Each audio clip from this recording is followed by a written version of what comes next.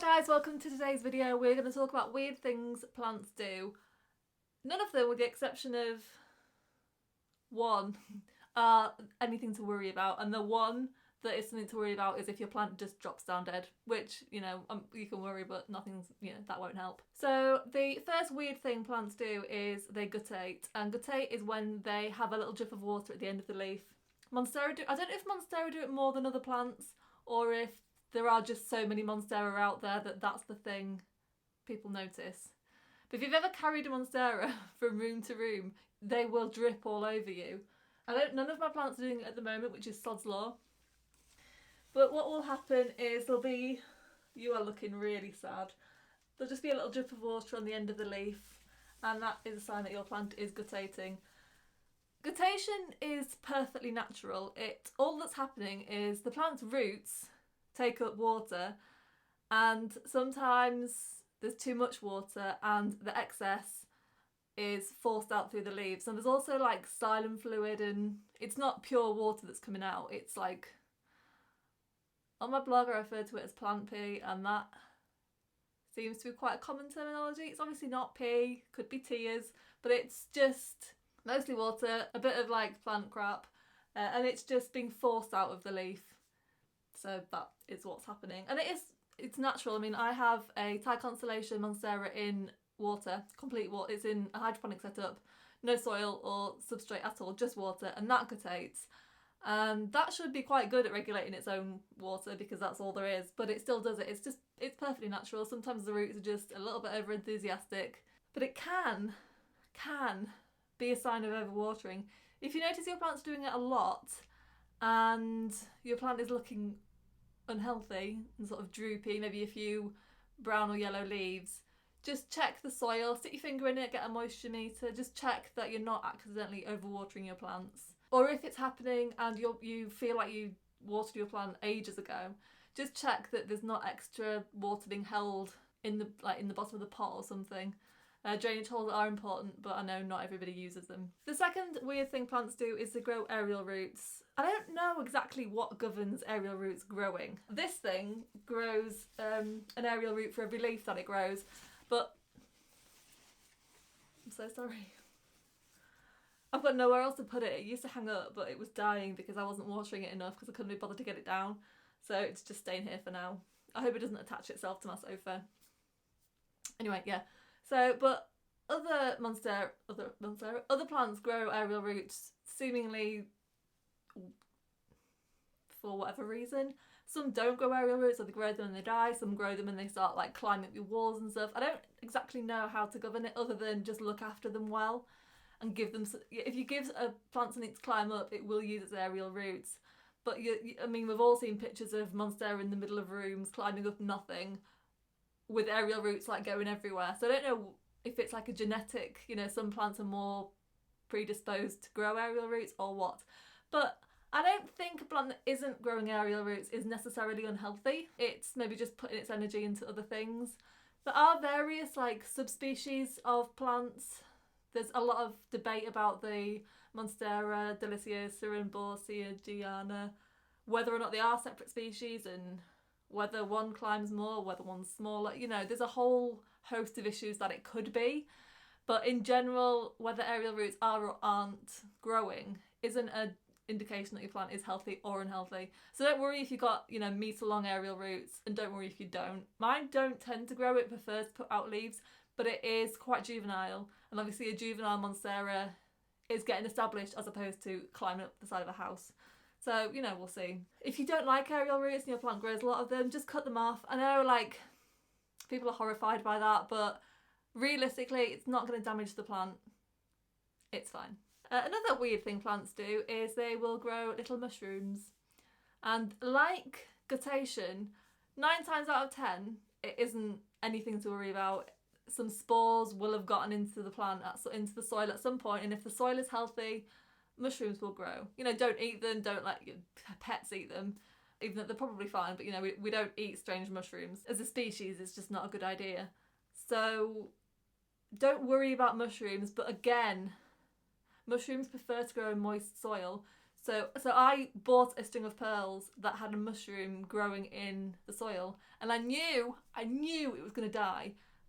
The soil had been long enough to keep the mushroom alive, which suggested the soil. What was that? So the soil had been wet long enough to let the mushroom grow, which meant the soil had been wet long enough to let the string of pearls rot, and it did. And then it got aphids, and that killed it off. But do you know what I mean? Like, I've got mushrooms. Well, they're not mushrooms. They're like, it's like weird. It kind of looks like frog spawn, like little eggs, but that is a form of fungi growing in my Velvet Touch Calathea. I don't know if it's still there, but I'll get a photo of it if it is. Mushrooms growing in moist soil for plants that like staying moist doesn't typically tend to be an issue. It's just, the soil is healthy enough to sustain a mushroom. Great. But if they're growing in plants that like to dry out a lot, so succulents and stuff like that, then maybe you should think about letting it dry out. You don't need to remove the mushrooms. The mushrooms themselves aren't the issue, but they can show another issue. Wish I was better at talking. Another weird thing plants do, and this is, a lot of plants do this, it's basically their leaves turn red, but specifically in succulents, you may sometimes find that they take on a reddish tinge, and cruelly enough, for the purposes of this video, I tried to induce it by putting my succulents outside, but unfortunately, with it being April and snowing in the UK, not only has it not been sunny enough for them to go red, but I had to bring them back in again, otherwise they'd have died of the cold. But the reason that succulents go red is basically they produce a pigment that's trying to protect them from too much light. And succulents can get too much light, but they're highly unlikely to inside your house, i.e. too much to like burn and kill them. So if your succulents go red in your house, what I would tend to do is move them away from the window or put them in a shadier position and then gradually increase the light, because once they're used to the light, it'll be good for them and it will make them grow faster and bigger. But it's just that initial, oh god, it's really bright and I'm going to burn thing. But they will adapt over time. So just because your succulent is heat stressed and goes red doesn't mean it's in too bright a light. It's just in too bright a light at the moment. But you can gradually increase it. And I would recommend doing that. I mean, in the UK, definitely. I don't think we could have bright enough light for succulents. But if you live somewhere where it's really hot and sunny all the time, you even don't need to protect them from the sun, because succulents typically live in really exposed, bright, sunny places.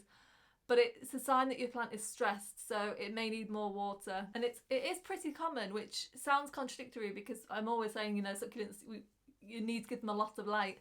And it's not that it's too much light, it's more light than they're used to. It's a little bit like when you first wake up and you turn the light on and it's really bright. It's not too bright, it's just too bright at the moment. You'll get used to it over time. But just, you need to be gentle with yourself. Oh, I don't have the plant.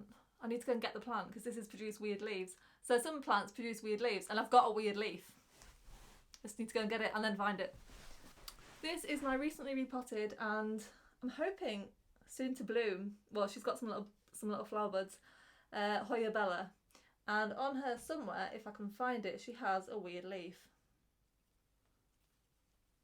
And it's not an issue, it's just something, oh here it is, that plants do. It's something that most animals do, People are born with extra fingers and it's just life. There we go. And all that's happened here is 2 leaves. Well, one leaf has actually decided that it's 2. But didn't decide it at the right time, so it's done that. I imagine if you were the kind of person that was precious about the way the plants look, you'd chop it off, but I think they're pretty cool. Doesn't happen that often, but it's just, it's like variegation. Every now and again you just get a weird plant. I'm sure there's people out there that collect plants with weird leaves and grow them on hoping to get a whole plant of weird leaves. The 6th thing plants do, and I didn't research this properly, so we're not going to use the proper terminology, but I'll link. I've got a blog post about it, so I'll link that. Plants go dormant. Now, not that many houseplants actually naturally go dormant, because the houseplants we tend to have are. I've got this plant behind me and it's stopping me leaning back, but that's probably better. in the rainforest, there's not the traditional seasons that we experience, or that I experience here in the UK. So in the UK we have a lot of plants, you know, bulbs, daffodils, all that kind of thing. They bloom, then they die, and then they come back again. For however many times, you know, some do it forever, some, you know, you get a few years out of them, whatever, but that's just the cycle. They grow, they die back into the bulb, and then they grow again. Great. Not that many tropical plants do that because it doesn't get cold enough for them to warrant going dormant. It's spring all year round. So they just grow and grow and grow, and that's absolutely fine. So whilst we do get plants that do go dormant, alocasia they don't always, it's not a cyclical thing, but they do die back to the corm or bulb, whatever, the bit at the bottom. You look after that and then it either dies or it will come back the next year. And there's also, like, I cannot think of a single one, but there are plants that do it. But in general, they don't go dormant as a matter of their life cycle, but they will go dormant in that they will stop growing if you don't provide them with the light, warmth, humidity that they need to keep going. If a plant isn't growing, they can lose leaves. They don't always, they don't often, but they either grow really slowly or they just don't grow at all, which is why we stop fertilising them. Because if we're fertilising them and they're not growing, you're just building up chemicals in the soil for no reason, and you can end up poisoning the plant. I always assume my plants aren't going to be dormant. I try not to sort of assume they're not going to grow, other than not fertilising them, although I do keep an eye on whether or not they're growing. To stop plants going dormant and keep them healthy over winter, you do need to adapt the care a bit. And it's not a case of, so you water less, but you do need to be strategic because you can accidentally let them dry out as well. And often the air is drier in winter, so you have to sort of work. It's more effort to sort of work out what your plant needs, even if it doesn't actually need as much as it would in summer. In summer, it can be like, you know, some plants, they just need watering every week and then you're done, they dry out weekly, and that's really convenient. But in winter, like, your snake plant might not need watering for 2 months, but you have to check it religiously, otherwise it would die. But in terms of like traditional dormancy, tropical plants don't tend to do that. So that isn't something that you need to watch out for. It's more that they've slowed down because they're not getting what they need to grow, and you just need to keep them alive until the summer. You've probably noticed I do let my plants, I don't let them die, but I'm not great at keeping them alive in winter just because it is so dark and so cold and so drafty here. If I could get heaters and I could get humidifiers, but it's just not worth it, like, from an energy perspective. So I prefer to just, in summer, really go all out and bring them back up to full health. Hopefully a bit healthier than they were a bit bigger than they were this time last year, and then you just keep repeating the cycle. And it does mean none of my plants grow massive, which is sad, but my house isn't that big, so I can't afford to let them get that big. Another thing plants do is die for no reason, and sometimes it seems like there is no reason. There probably is a reason. The plant won't have just upped and died, but it's something that's so unlikely, or I'm trying to think of a better word than scientific, but you know, there might not be enough copper in the soil and it died. That's rare, but it happens, and I'm not going to ask somebody with 100 plants to test the soil however often for copper. It's just not worth it. So I would just accept that some plants die. There are some things you can do, but it varies. This kind of links to my last point. The problem with plant care is that what works for one person doesn't work for another. And you'll find this because, like, I can't keep Dieffenbachia and spider plants alive. And I'll say that to somebody, you know, in like a Facebook group, and they're like, but they're the easiest plant. You just leave them and they do whatever, you know. You put them in a dark corner, you put them in a bright window and they're fine. And I've tried, but it's just not working. I don't know if it's that specific plant. I know with Dieffenbachia it's the whole thing, because I've tried many and they've all died. Spider plants I've not been brave enough to try again yet, but I will. But it's just, maybe they don't grow well where you live. Maybe the nursery got a bad batch in. Maybe they just hate you. Sometimes plants die and there's not really a lot you could have done about it. That being said, sometimes plants look dead and they're not. You know, say, all the leaves dropped off my fiddle leaf fig. And fiddle leaf figs are well known for just dropping down dead if you look at them in the wrong way. And I thought mine was dead, but because I was in a leca phase at the time, I washed all the roots off, all the soil off the roots, cut it right back so there was that much stem, and put it in leca. And about 6 months later, it started growing again. And that's fine for me, because this is what I do for a living. But I know for a lot of people, they're just not interested in keeping a kilner jar with a dead looking fiddly fig in it. So don't feel bad if your plant dies and you can't be bothered to save it. This is also true if your plant has pests and you can't be bothered to treat it. I get that. I've just done a massive cull of all my calathea leaves because I found thrips, and I couldn't be bothered. The thrips have now invaded. I've got a corner in my house with plants in that spider mites love. I can't put calathea there anymore because the spider mites love it. And now thrips live there too. I was like, no. And then I'm just going to see how long it takes for them all to grow back to full strength, because that is important. Like, that's useful information for me, because I can tell other people. I can say, you know, cut all the leaves back in your calathea and you'll have a beautiful full plant in a year or 2 years or 6 months or whatever. And that's important research for me. But I know the rest of you don't care. And then there's sort of this weird guilt about plants dying and chucking them out. Plants die, like, yeah, try and look after them, but sometimes they just die and there's not a lot you could have done about it. Don't feel bad. And the last thing is a little bit the bane of my life, even though I find it interesting.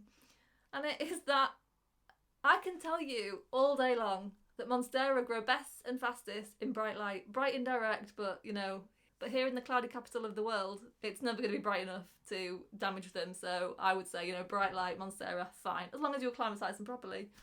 But there's always going to be somebody growing a massive, beautiful, fenestrated whole plant, you know, with leaves that big, in a dark corner, in a dark house, on a dark night. That's just always going to happen. There's always going to be that one plant that's like, I don't care, I'm going to grow massive and I'm going to grow in the worst conditions ever. There's somebody on Facebook that's kept a spider plant alive in a cupboard and watered it every day in a pot with no drainage holes, and it's thriving. There's always going to be exceptions to the rules, and I can't explain them, but also I can find out the best, you know, the most likely way to get a plant to thrive and tell you that. It can be quite, it's not annoying because it's, you know, it's people's experiences vary. But if you get a newbie in a Facebook group and they're, you know, trying to save their peace lily that's been in the family for 50 years, and everybody's putting in a different scenario and it's just kind of confusing. You know, somebody will say, well, you know, the best in medium light, and there's somebody saying, well, I keep mine outside in the bright hot sunshine and it's fine. Or I let mine dry out, you know, I keep mine underground in the sea, whatever. There's always going to be plants that do better in different places. So the only thing you can do is try. In general, plants grow better in more light. If you can give them more light, fine. If it's growing well in a dark corner, grow it in a dark corner. But don't be surprised if it dies. The hardest thing about plant care is working out the light.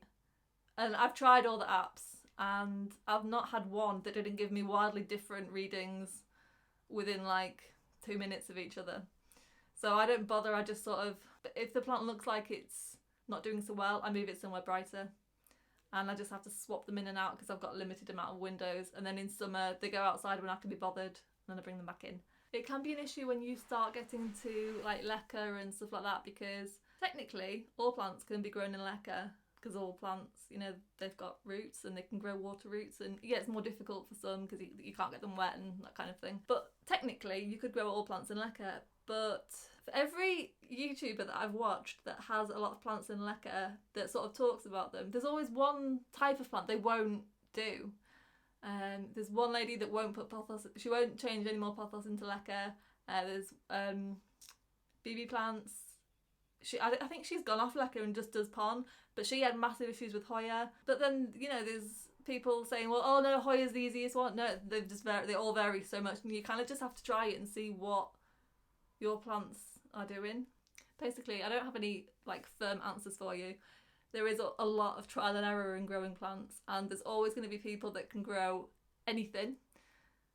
I don't believe there's people that can't keep plants alive. I just kind of think, this seems really like mean, but this is just like my own experience.